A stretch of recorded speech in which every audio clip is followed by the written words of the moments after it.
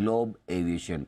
इस पर आई एक बड़ी दमदार रिपोर्ट कोटक की तरफ से। इस रिपोर्ट में क्या कुछ कहा है कोटक ने, रिपोर्ट क्यों है दमदार, बताएंगे हमें वरुण बताइए।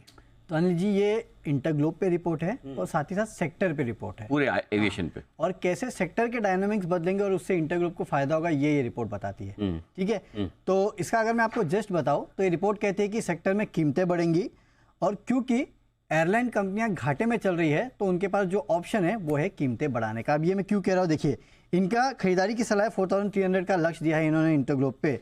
इनका कहना है कि अगर आप इंडस्ट्री को देखेंगे तो FY24 में अब तक इंडस्ट्री दरअसल घाटे में चल रही है, जबकि इंटरग्लोब एविएशन के फर्स्ट 9 मंथ्स का अगर आप प्रॉफिट देखेंगे तो करीब 6000 करोड़ रुपए के आसपास का था। नो डाउट ये भी कभी प्रॉफिट करते हैं कभी लॉस करते हैं, लेकिन इंटरग्लोब के मुकाबले अगर आप देखेंगे तो इंडस्ट्री के हालात काफ़ी ख़राब है और इंटरग्लोब जो है वो लगातार लीडरशिप में है। बाकी इंडस्ट्री को अगर आप देखेंगे तो वैसे ये इंटरनेशनल फ्लाइट्स चलाते हैं जहाँ पे वैसे भी पैसे ज़्यादा मिलते हैं, लेकिन उसके बावजूद अगर आप देखेंगे तो इंडस्ट्री घाटे में चल रही है, करीब 3 से 4 हज़ार करोड़ रुपए के आसपास के घाटे हैं। कुछ इनके पुराने घाटे हैं, कुछ स्ट्रक्चरल इश्यूज़ है और इसके चलते ये कंपनियाँ प्रॉफिट में नहीं आ पा रही है। मैं बाकी कंपनियों की बात कर रहा हूँ, इंटरग्लोब की नहीं। इनका कहना है कि केवल ऑपरेशनल एफिशिएंसी बढ़ा के ये कंपनी दरअसल मुनाफे में, ये कंपनियाँ जो है जो घाटे में चल रही है वो दरअसल मुनाफे में नहीं आ सकती, और अगर यहाँ इन कंपनियों को मुनाफे में आना है तो कहीं ना कहीं इन्हें यहाँ पे आगे चल के कीमतें बढ़ाना होगा। यानी कि इस सेक्टर में अगर आप देखेंगे तो वैसे ही लगातार कीमतें बढ़ रही है, लेकिन आगे चल के कीमतों में और बढ़ोतरी हो सकती है, ये कोटक की रिपोर्ट कहती है। बेसिकली इनका कहना है कि इनको कीमतें बढ़ाना ही पड़ेगा।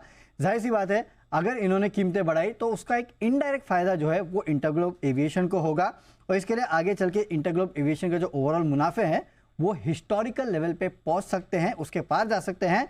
इनफैक्ट हो सकता है कि थोड़े समय तक ये मुनाफे का फिगर जो है वो हिस्टोरिकल लेवल्स पे ही रहे अगर यहाँ से प्राइसिंग बढ़ती है तो इंडस्ट्री पे नजर होगी कि इंडस्ट्री क्या करती है अपने घाटों को कम करने के लिए। एक जो चीज़ दिखाई दे रही है जो वो कर सकते हैं, उसके अलावा कुछ नहीं कर सकते, वो कीमतें बढ़ाना, और अगर कीमतें बढ़ गई तो उसका फायदा इंटरग्लोब एविएशन को होगा। इसके लिए खरीदारी की सलाह है और 4300 रुपये का ये लक्ष्य दे रहे हैं। और राइट, इंटरग्लोब पर और इनफैक्ट पूरे सेक्टर पर ही ये रिपोर्ट आती हुई, लेकिन इंटरग्लोब एविएशन आज हम देख रहे हैं कि अच्छी खासी स्ट्रेंथ के साथ ट्रेड करता हुआ, और यहाँ पे भी हम देख रहे हैं रिपोर्ट में 4300 तक का टारगेट उभर कर आता हुआ। Kunal sir, InterGlobe aviation charts पे आपको कैसा दिख रहा है, कोई राय बन रही है?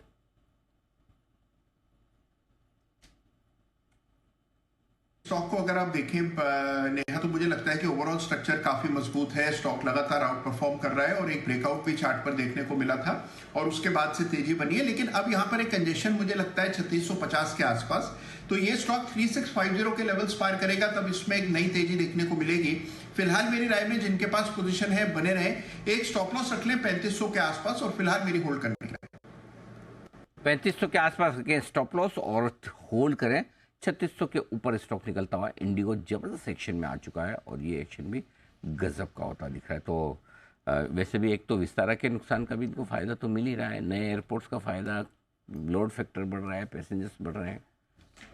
पिछले कुछ समय से आप देखिए ऑलमोस्ट 1 महीने से लगातार रिपोर्ट्स आती है इंडोग्रुप पे, कोई ना कोई प्राइस टारगेट बढ़ाया जा रहा है। मैं पहली बार फ्लाइट में 94 में बैठा था, 1994 में। उस ज़माने में मतलब खैर मैं तो कोई अलग रीजन से बैठा, लेकिन उस ज़माने में अगर डोमेस्टिक फ़्लाइट में किसी को जाना, मतलब किसी घर पे कुछ ऐसा एक्सीडेंट टाइप वाला मामला जाए, डेथ हो जाए, तो ही आदमी ऐसा। अच्छा, किस को यार, जैन साहब तो खैर चलो, जैन साहब नहीं तो वो तो डेट भी बता देते थे कौन सी डेट में कितनी बजे वाली फ़्लाइट में कहाँ से कहाँ गया था। अच्छा,